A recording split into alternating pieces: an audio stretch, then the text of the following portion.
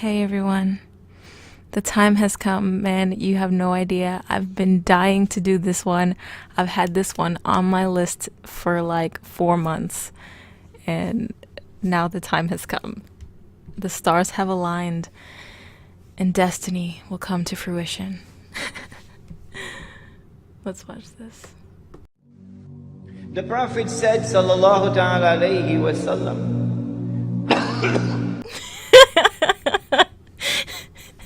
I love how he goes. The Prophet said, you know it's gonna be good when he starts out with a dusty ass cough.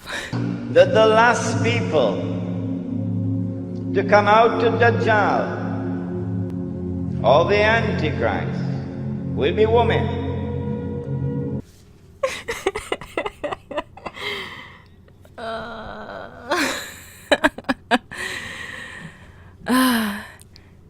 He hasn't even finished his sentence and he's already not making sense.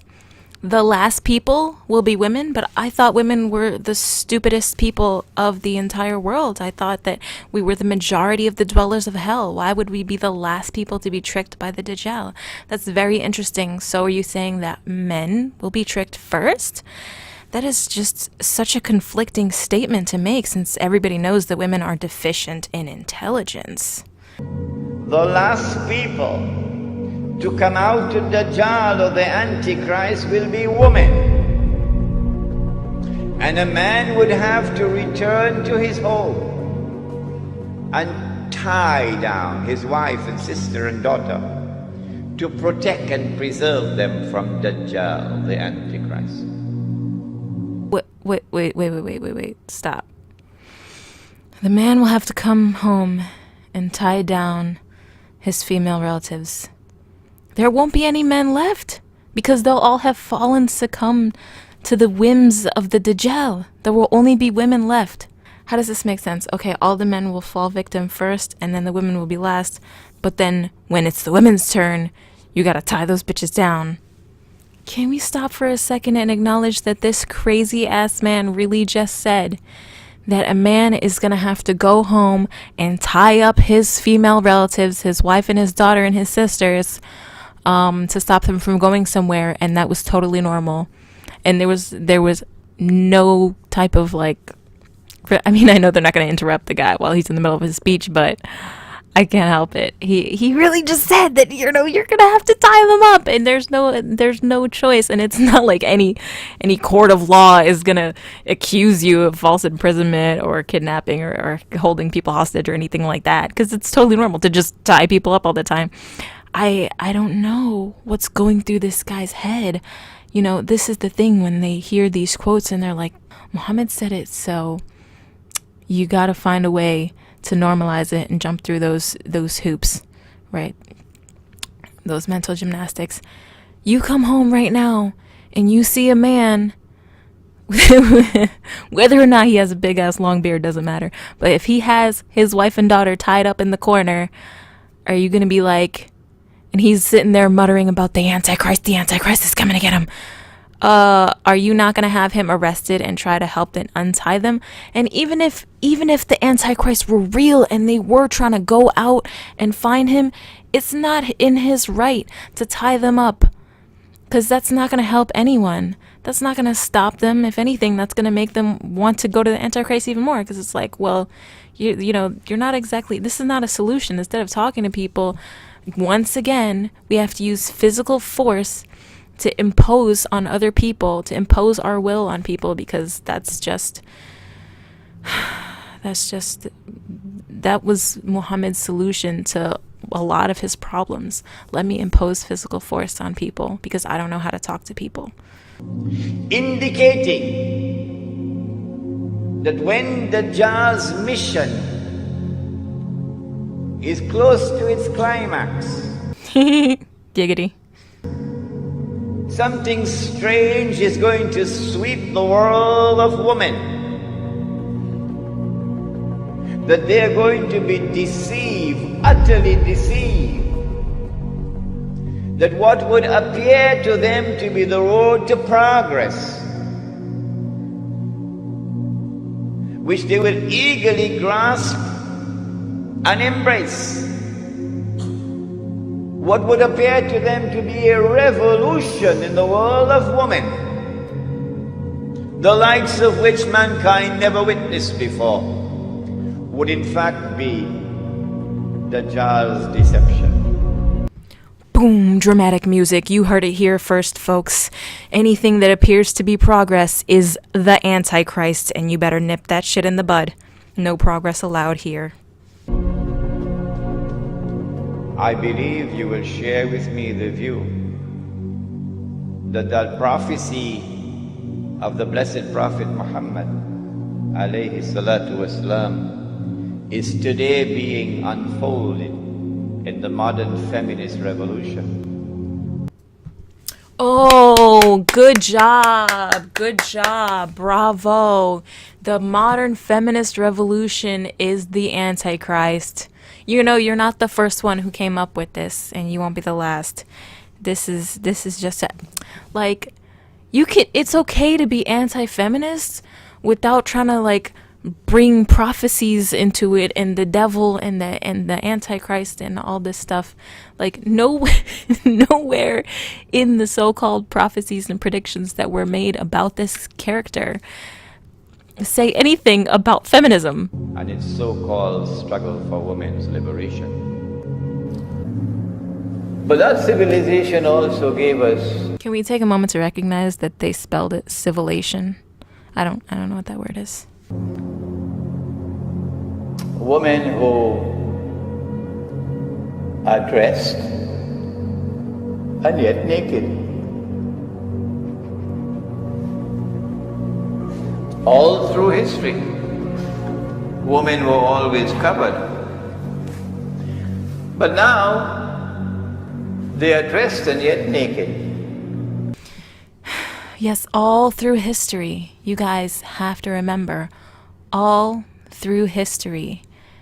This is from the beginning of time, throughout the history of mankind, every single time, people were always covered. This is just a new phenomenon about a new way of dressing. This has never happened before. Nobody's ever dressed in such a provocative way. This is unprecedented. It started with the taking off of the head covering. Oh, now I'm free. I'm free from this bondage. Oh, very interesting choice of words there. Bondage. I feel like we might start be heading in a direction of like a pattern, because he was talking earlier about tying up his wife, and now he's talking about bondage, and let's see if we get any more hints later on. Covering of the head. Okay, let's see where you're going. What they call a baby.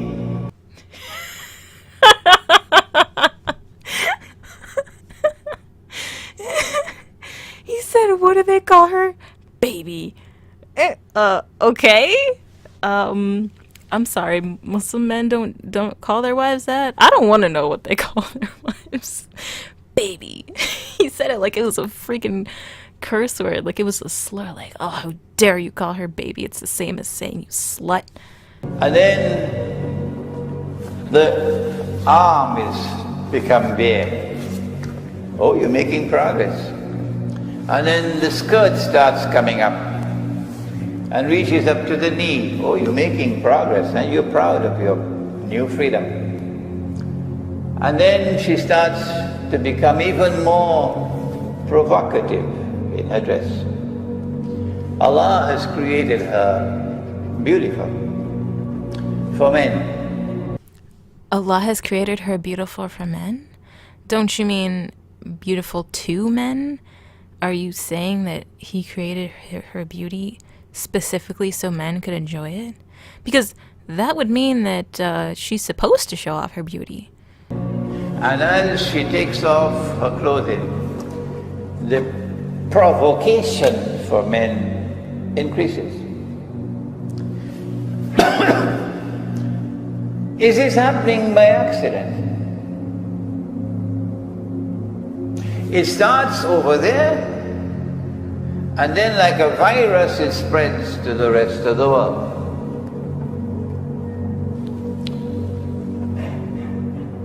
the revolution in dress, because she is dressed and yet naked, obviously has a sexual repercussion, and it leads to a sexual revolution. I'm creeped out by the way he pronounces the word sexual, like he's Stewie from Family Guy. Where the barriers which were built by society concerning the sexual bond are now dismantled, and eventually sex is as free as the sunshine. You come a long way, baby. Huh? Sex is now as free as the sunshine. Well then, the implication would be universal zina. People eventually won't bother about getting married. Marriage is for the birds. Yeah, we the young ones, we live a different way. We shack up. A boy and a girl decide we want to live together, we shack up. And we say to society, this is a new lifestyle. We shack up. And when we have a falling out, we just shack out. This is a new lifestyle. Again, he's making assumptions that things that people are doing now is something that has never ever happened in history before, in the history of mankind. This is a new lifestyle, deciding not to partake in marriage or whatever. I'm sorry, but if that were the case, then so much emphasis on getting married and the importance of marriage would not be such a huge part of Islamic scripture if everyone was just always getting married back then. And before then, and since the dawn of time, if like every single person was getting married, then there wouldn't be such an emphasis on the importance and the sanctity of marriage. And this zina becomes now commonplace and acceptable. So in a similar way, what used to be considered to be detestable, zina, now becomes commonplace and acceptable. Is this happening by accident? If it is not, then we ask, what is the explanation for it? All right, prepare yourselves, because he is about to say some hilarious stuff. We have an explanation in Islamic eschatology, and this is ours. If you differ, then please tell me what is yours. Nabi Muhammad alayhi salatu wasalam explained to us the sexual revolution. It's not just zina. No. Eventually, you reach saturation point in the number of women you can have, and then it no longer excites you. I told you it was gonna be hilarious. I told you, get ready. Oh my gosh. And then he made it all official, like eschatology, and this guy that I'm quoting after has a theory, and it's almost proven because no one else has a better theory. This is what happens. Proven. Too many women. This is what happens when you get with too many women. You get tired of women. But didn't Muhammad have like 11 wives? Are you implying that he got tired of women too? So then you turn to something else. Because now men will dress like women. Yes. If a man is to dress like a woman, the first thing he has to do, whether you like it or you don't, whether you approve of what I say or you don't, the first thing he has to do is to shave off his beard. It doesn't matter to them that it was Allah put the beard on their face. No! You made a mistake! I'm taking it off! Oh, I'm gonna cry. I'm gonna cry.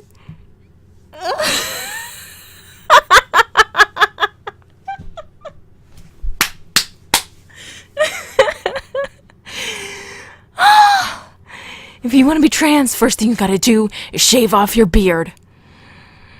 But you shouldn't, because God put the beard on your face. But by shaving it off, you're telling him, no, you made a mistake in putting a beard on my face. I'm getting rid of it. Because I want to look like a girl and get with a dude that is tired of girls. Here's the problem with that. He put it there, and we're telling him he made a mistake. He also gave us armpit hair. Are we not supposed to shave that off because we're telling him that he made a mistake? He also gave us fingernails that just won't stop growing, and no, should we just stop clipping them? Because he obviously, it's telling him that he made a mistake in making our fingernails keep growing. Every time you clip your fingernails, you're insulting God, because you're like, you know what, you done fucked up this creation. I'm sorry, you gotta go back to the drawing board and make me some like fingernails that don't grow, and hair or whatever that doesn't just keep growing no matter how much I cut it off. Because, you know, then you would have to admit that his design isn't perfect. And where would you be?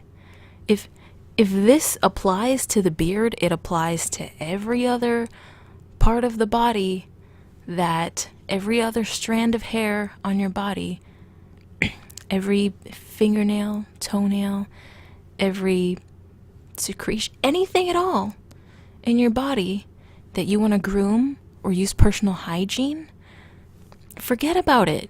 If you change anything in your body, you're telling him you made a mistake in your design. But they don't realize they're talking to an imaginary friend, and they're saying, you made a mistake. And it was like, you didn't make a mistake because nobody made you, but whatever. I mean, your parents did, I guess. But, but if a man isn't supposed to shave his beard because he's insulting he's directly insulting God, then I guess a woman doesn't have to shave her pubes either. Because, he put them there, God put them there, and, God don't make mistakes, so you're supposed to have pubes. You don't shave them off. You don't shave your armpits, you don't clip your nails, you just, be in your natural default state and see how long you can take it. Hashtag Muslim logic. Because the modern world considers the clean-shaven face to be one of progress, and the beard represents backwardness. Stop. Let me correct you there, sir. The modern world or society or whatever you want to call it doesn't actually have a preference for, shaved faces or beards. We like people to be groomed either way. So if you shave, that's fine. If you got a little stubble, that's fine. You groomed, you got a line up, that's nice. Even if you have a full beard, if that beard is groomed up and trimmed and it's like cute, it's hot, like that is all good. You look like a hipster or lumberjack or whatever.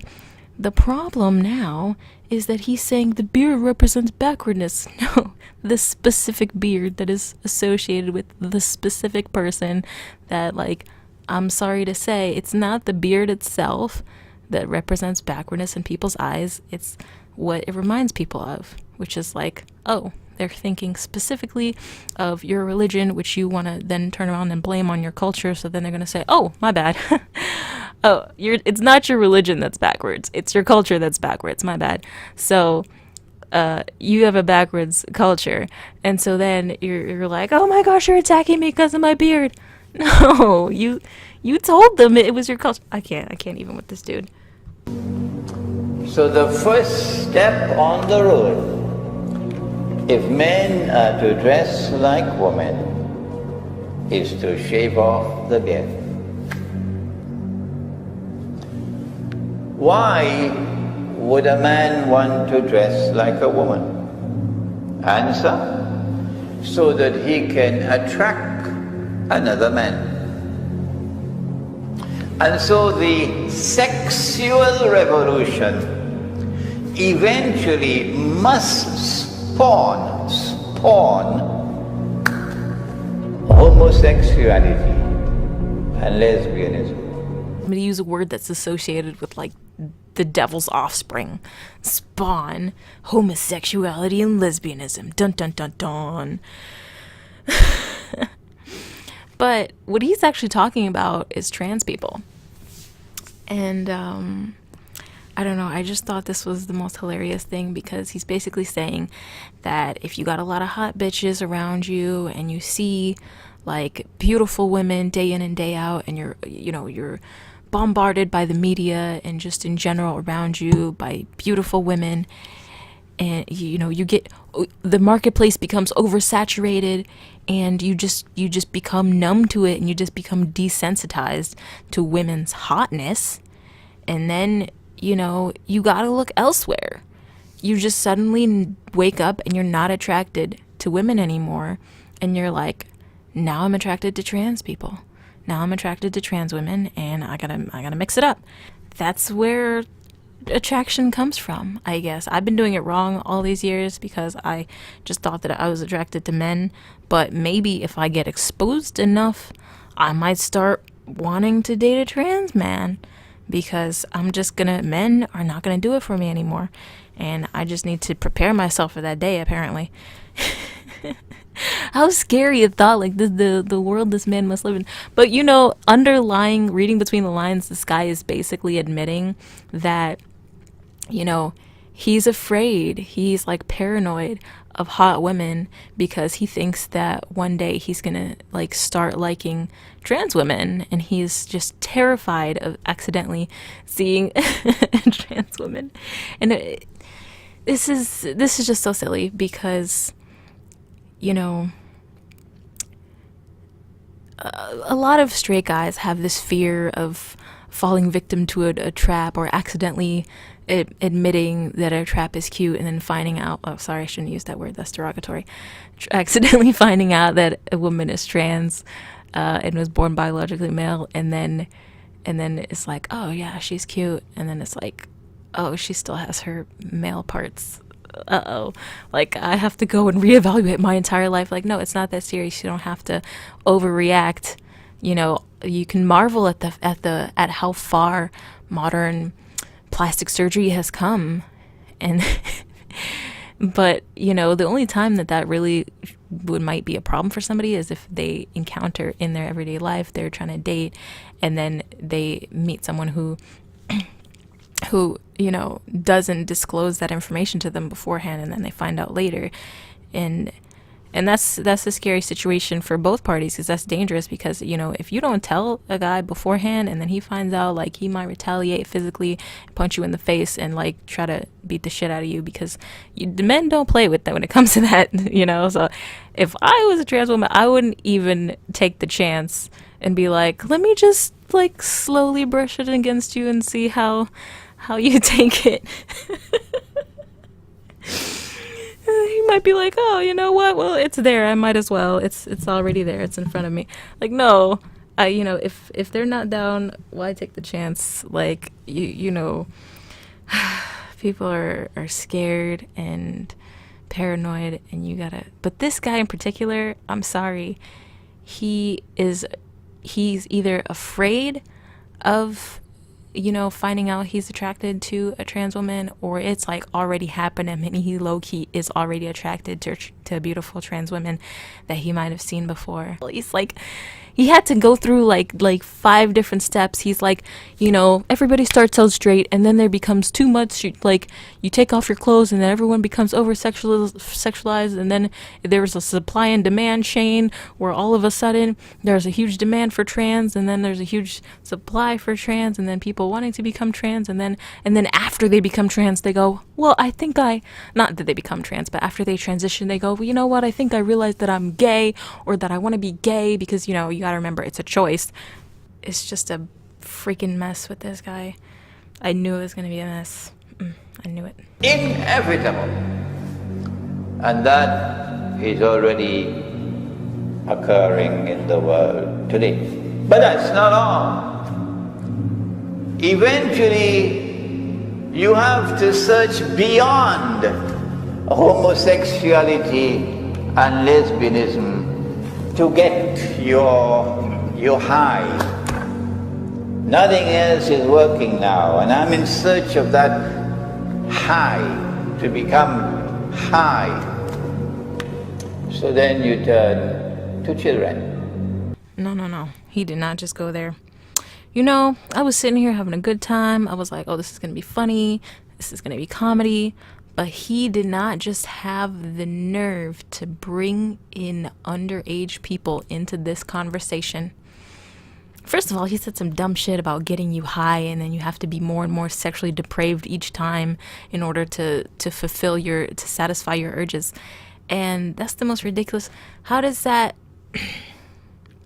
Okay. If that's how human sexuality works, then that means that a Muslim man who marries a Muslim woman and he's married for 20 years, that's a myth. That means that would never happen, because after the first few years she wouldn't do it for him anymore, right? Because that's how it works. You know, he won't be able to achieve that high, so he'll have to go searching somewhere else. So no matter what, you're never going to be able to have enough. He's going to break up with his wife, and he's going to go immediately fuck a tranny, trans person, trans woman, whatever. And then he's going to go and become gay, and then he's going to fuck a child and a dog and a donkey and all this stuff, because, that's how human sexuality works. You can just never have enough, and you're going to reach a plateau, and then you're going to have to go looking somewhere else to excite you, because, maybe what you thought you were attracted to was just all in your mind, and you actually don't know what you're attracted to, and you have to have this guy tell you how your own attraction works, because there's a freaking Bulbasaur across the room staring at me right now. That sounds so weird. It's my dress. I just realized that. And then I had the weirdest thought, because I said, he's saying you're going to have to go to a child and an animal and this and that. And I'm like, oh, imagine somebody trying to have bestiality with a Bulbasaur. That is so disturbing. Animal cruelty all day. But is he going to say that next about the animals? I can't believe he had the nerve to say children, because everybody knows that Islam is the worst when it comes to exploitation and child marriage. There is no minimum age of marriage in Islam. He has the absolute nerve to bring pedophilia into this. And there is sufficient in the world today to tell you that it is spreading. The sexual exploitation of children. Is that the end of the road for the sexual revolution? No. You still have animals left behind. You still have animals. I knew he was going to bring the animals in. I had a feeling. Dramatic music bomb. ثُمَّ رَدَدْنَاهُمْ أَسْفَلَ السَّافِلِينَ. Ba-da-da-da-da. Bunch of gibberish bomb. Nabi Muhammad alayhi salatu wasalam gave us the explanation for this phenomenon, this sexual revolution. And he said to us that this was Dajjal's sexual revolution. If you have another answer in your university, in the Department of Gender Affairs, come on and give it to us. We're waiting for it. Okay, good. Have you ever taken he's saying that like he's ever taken a class on gender affairs or psychology and human sexuality or any of the above. The Department of Gender Affairs of your ministries or of your universities. Ours is, this is Dajjal. I love how he says it like you don't have an explanation, but mine is so reasonable. It's the Antichrist. Boom. Because that doesn't sound psychotic and over paranoid at all. In other words, Dajjal will be brainwashing women And they'll be so mesmerized, so hypnotized by Dajjal. My Dajjal. It's in quotation marks. Sounds like a song. Nothing you can say to take me away from my Dajjal. So totally captivated that they would lose the capacity to think properly.